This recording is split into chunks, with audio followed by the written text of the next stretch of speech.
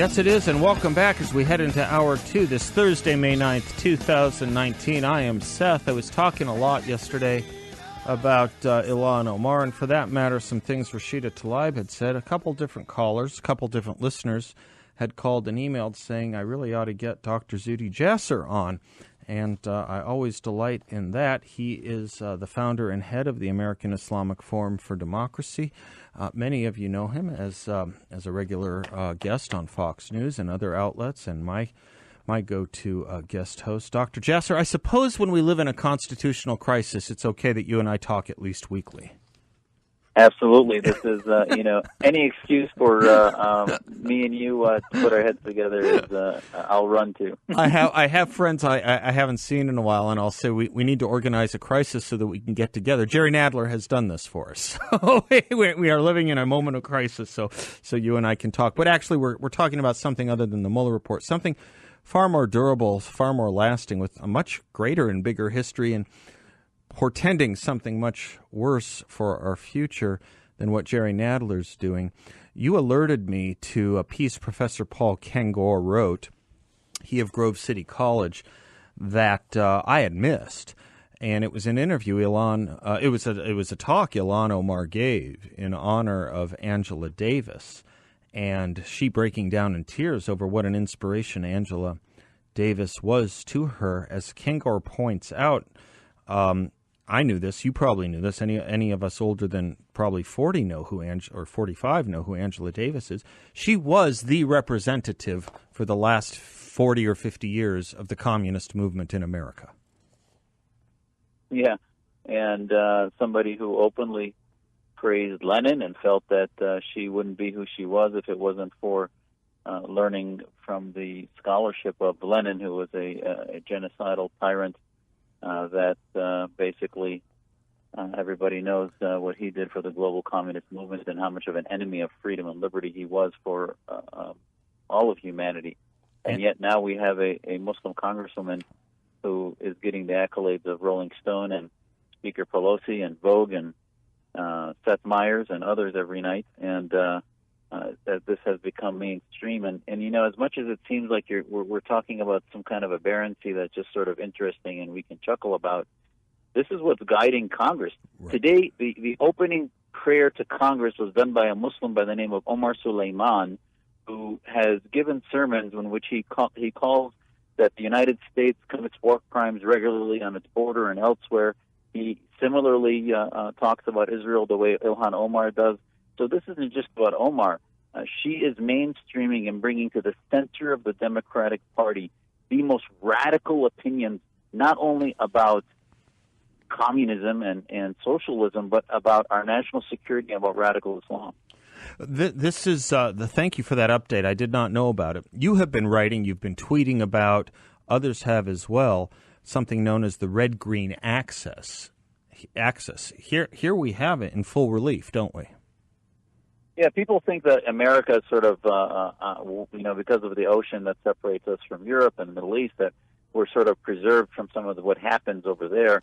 And in the UN, just look at the UN the last 100 years, since Eleanor Roosevelt's vision was that we would have a ability to have democracies heard and have prevent future wars, and yet the UN has been skewed against Israel. Over half of its votes are about Israel, that small democracy that seems to be their obsession, and against the West.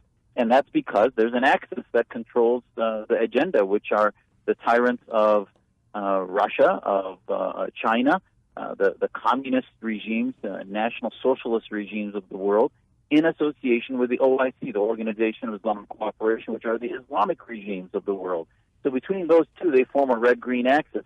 We see that axis not only top-down in the UN, but we see it in populist movements across the planet with Muslim Islamists, sort of Muslim Brotherhood, the Khomeinists of Iran. We see them work hand-in-hand with socialist movements, the Hugo Chavez's of the world, the Maduros and others, where they start socialist movements on the ground, and they work hand in hand together.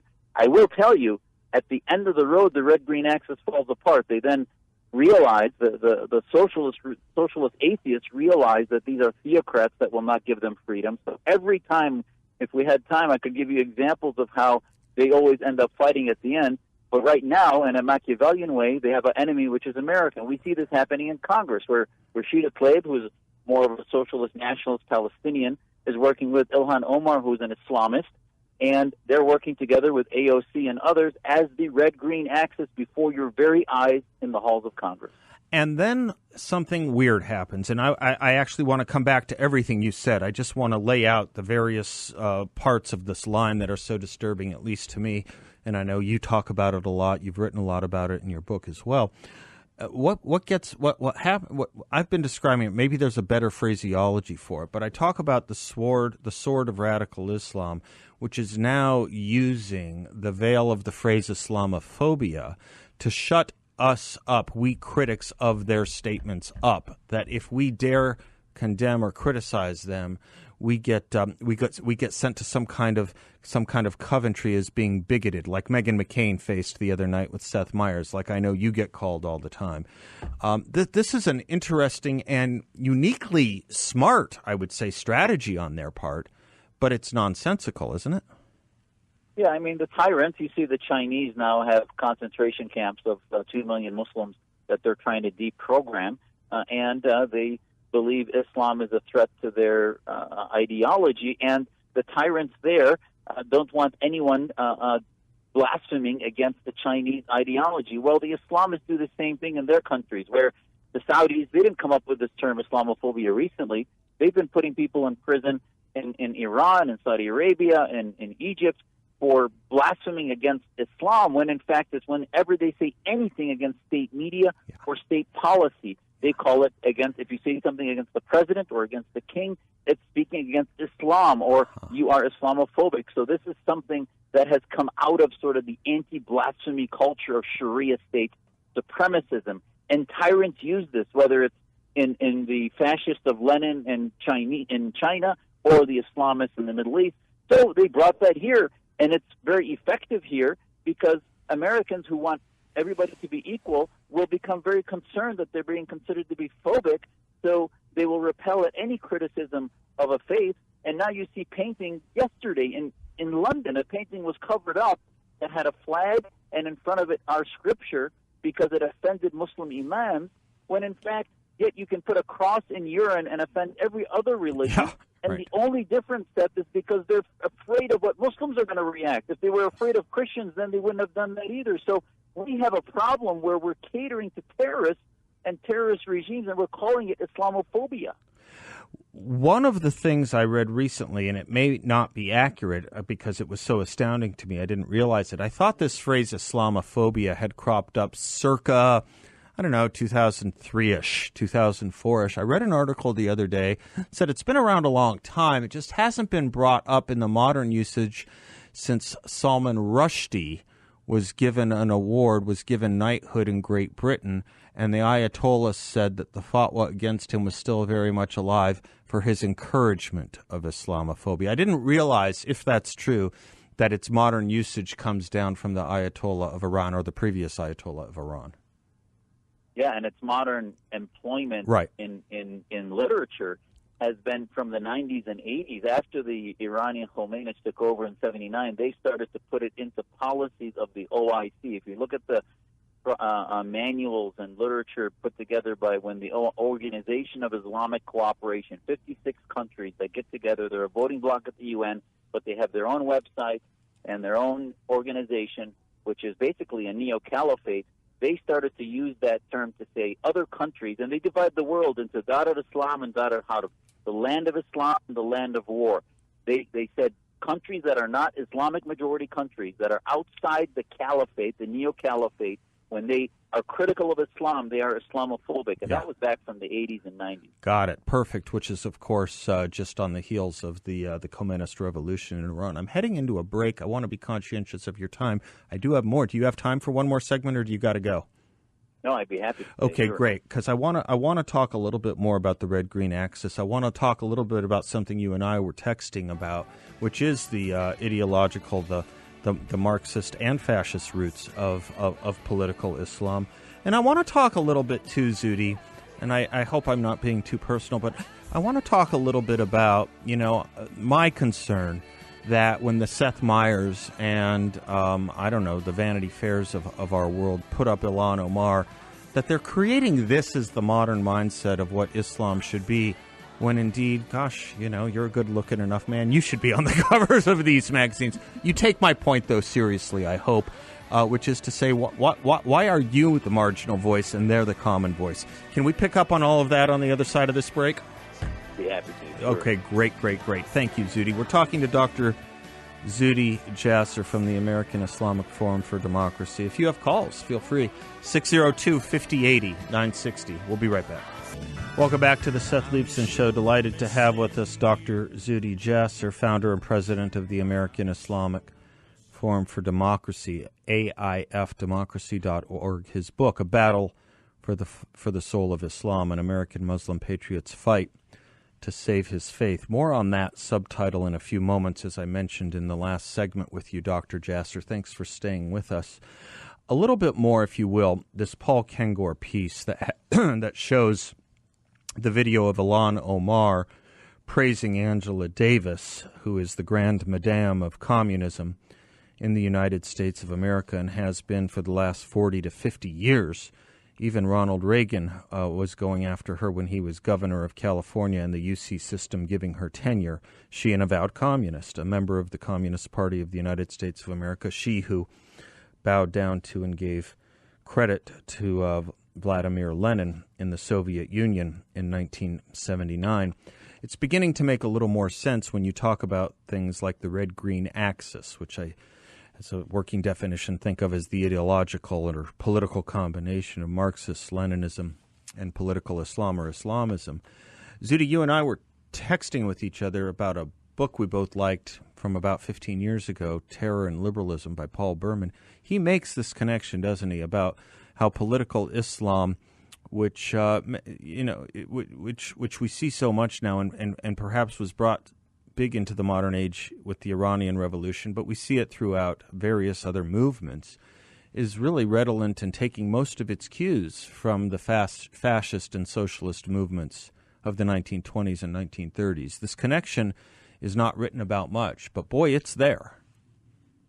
Oh, absolutely, and it's so important because it really drives these relationships that you constantly see between the far left in every country and Islamists. And like many Leninists, Sayyid Qutb, who there was tons of articles about him after 9/11, he's the founding father of Al-Qaeda in many ways. He was the scholar that taught Hassan al-Banna, the founder of the Muslim Brotherhood, taught Hassan al-Maududi, Maulana Maududi, who was the founder of Jamaat Islamiyya, basically the Muslim Brotherhood of Pakistan, and also had influence on the Khomeinist movement.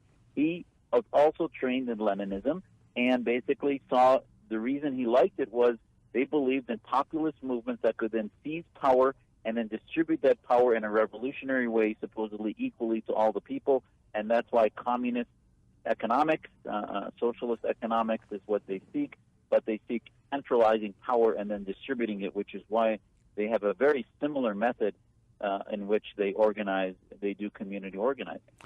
On top of that, I was kind of interested. I just did this. I keep learning. I was just remembering from that book the creation of the Ba'ath Party, which is the party, of course, that we knew from Saddam Hussein, the Assad family in Syria. And I remember Berman talking about that having its roots in the fascism of Mussolini and Hitler. And I just did a thing, and I didn't know this. You did, I'm sure. But to give credence to your point, that Bashar al-Assad is the current dictator butcher of Syria, is the leader of something called, get this, the full name. I didn't know it. You did. Arab Socialist Ba'ath Party. That I didn't realize that was the full name of it. Arab Socialist Ba'ath Party. Credence to the claim you've been making right there. I mean, if there's anything I know very well, as my family does, is the Ba'ath Party in Syria, which nationalized my grandfather's companies. I talk about it in my book. Yep. They seized all of his assets, put him in prison, and then my father was fortunate enough with my mom to then escape to come to the United States. And the reason he was so pro-American was because of how anti-communist he was, because of the Soviet destruction in Syria and the empowerment of the Ba'ath ideology. So their national fascism, their national socialist party, they rely on American ignorance to sort of why the Gabbards of the world, who is running for president, seems to have fealty for Assad and claims that he's a moderate, and yet he's a socialist fascist. And he may not be an Islamist, but at the end of the day, they are running in the same stream. And liberalism is the answer. We have to be about freedom, about liberty.